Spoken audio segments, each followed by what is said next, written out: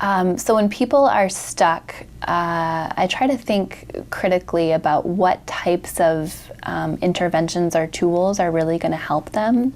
A couple years ago at a conference, one of my mentors posed a question to us when I was a student, and he said, if a couple came to your office, what would you give them? Would you give them problem-solving tools? Would you give them communication skills tools? Or would you give them tools to have a better intimate relationship? And, you know, different students said different things. Some people said problem solving, some people said communication, some said they would talk about intimacy. My response was, give them what they don't have, right? So if people don't have communication skills or they don't have problem solving skills, that can be a great place to start.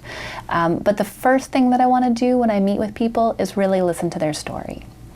I think any kind of idea or intervention or initiative that I have is going to be much better formed if I understand where these folks are coming from. And I think when people believe that we care about them, that we understand, that we've listened to their experience, they're much more likely, you know, to buy into this idea that we have, you know, as a clinician or as a professional.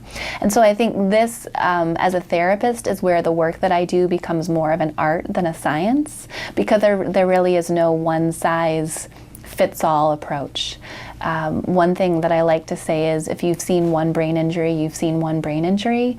So even if there's a very similar injury or very similar family system, typically things are going to be different.